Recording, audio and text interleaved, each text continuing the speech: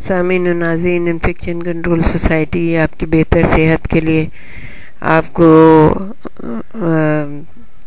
پریشانیوں سے بچانے کے لیے اور معاشی طور پہ آپ کو بہتر حالت میں رکھنے کے لیے مستقل ویڈیوز اور لیکچر کے سلسلے کو جاری رکھے ہوئے، ہمیں امید ہے آپ اس کو سن رہے ہوں گے اور اس پہ عمل کرنے کی بھی کوشش کر رہے ہوں گے جو آپ کو بتایا جا رہا ہے۔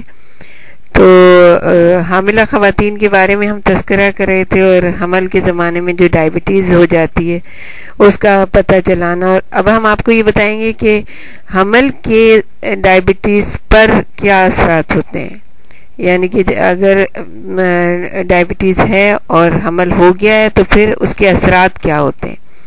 تو زمانہ حمل کے آغاز میں اگر ڈائبٹیز پر قابو پانے کی کوشش کی جائے تو اس سے کچھ پیچیدگیاں ہو سکتی ہیں، مثلا متلی آ سکتی ہے، دل گھبرا سکتا ہے، قے کی شکایت ہو سکتی ہے، وامٹ ہو سکتی ہے۔ یوٹرس میں بچے کی نشو و نما کا عمل آگے بڑھتا ہے تو ماں کی خوراک میں کاربوہائیڈریٹس کی طلب میں بھی اضافہ ہوتا ہے۔ حمل کے آخری دور میں کیٹوسس کا بھی حاملہ خاتون شکار ہو سکتی ہیں۔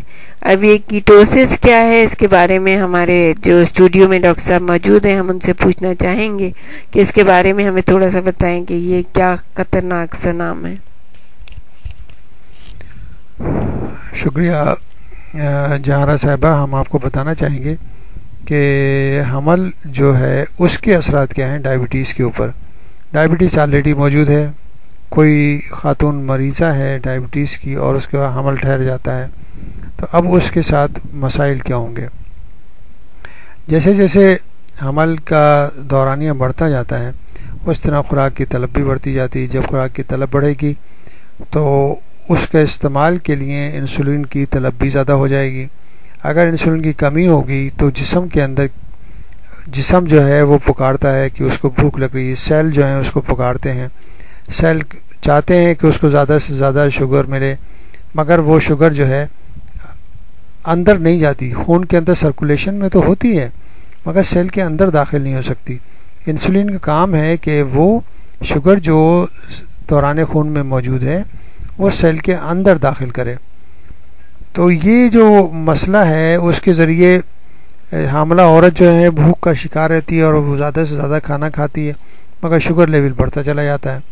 ادھر سے دوسری طرف سے جب جو امپلس جگر کو جاتے ہیں کہ گلوکوز کی کمی ہے، حالانکہ گلوکوز موجود ہے بلڈ سرکولیشن مگر امپلس جا رہے ہیں، امپلس کی وجہ سے جسم کا جو فیٹ ہے، چربی ہے، وہ گھلنی شروع ہو جاتی ہے، وہ جلنی شروع ہو جاتی ہے، یعنی کہ جگر جو ہے اس کو شوگر میں کنورٹ کرنا شوگر دیتا ہے۔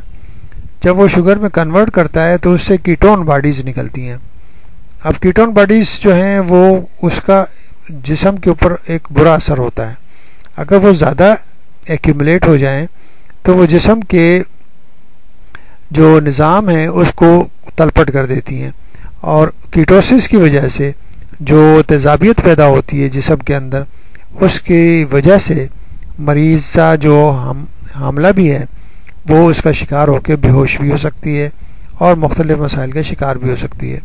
تو اس لیے ضروری ہے کہ یورین ٹیسٹ کرایا جائے، اور یورین کے اندر کیٹون باڈیز آ رہی ہیں تو اس کو فوری طور پر کنٹرول کرنے کی کوشش کی جائے، شوگر کو کنٹرول کرنے کی کوشش کی جائے، اور جو بھی ٹریٹمنٹ صحیح طریقہ ہوتا ہے اس کو باقاعدگی طریقے سے کنٹرول کر کے بچے کو اور ماں کو بچایا جا سکتا ہے، نہیں تو اس میں بچے کی بھی جان جا سکتی ہے اور ماں کی جان بھی جا سکتی ہے۔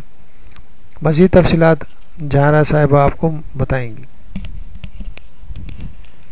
شکریہ ڈاکٹر صاحب، آپ نے بڑے اچھے طریقے سے یہ کیٹوسس کے بارے میں بتایا کہ یہ بہت ہی خطرناک بھی ہو سکتی ہے اور بہت سارے مسائل کا شکار ہو سکتی ہیں اس سے حاملہ خواتین۔ اب ڈائبٹیز کی مریضہ کے مرض پر خوراک کے ذریعے قابو پانے کے لیے انسولین پر انحصار لازمی ہے۔ ان کے خون میں گلوکوز کی مقدار کو محدود رکھنا ضروری ہوتا ہے۔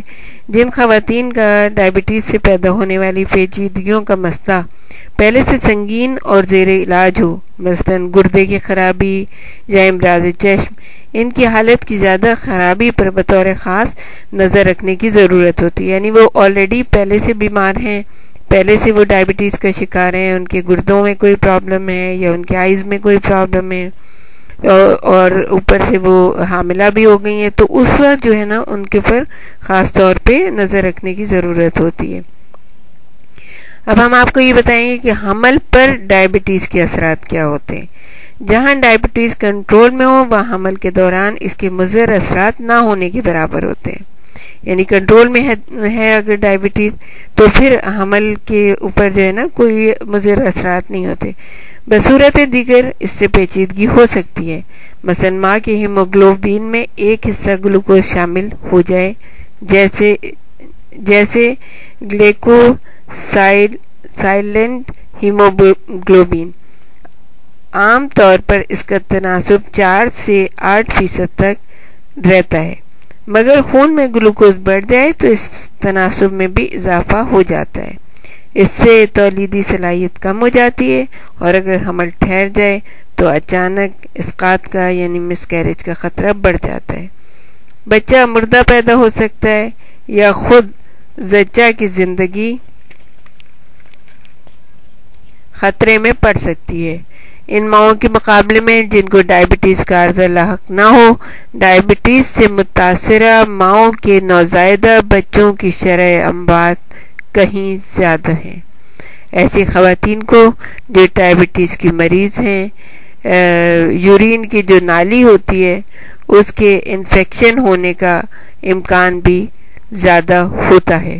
یہ بھی ممکن ہے کہ ان کا بلڈ پریشر بڑھ جائے، ان کے پیروں پر سوجن آ جائے، یا جیسے کہ ڈاکٹر صاحب نے بتایا تھا ان پر غشی کے دورے پڑنے لگے۔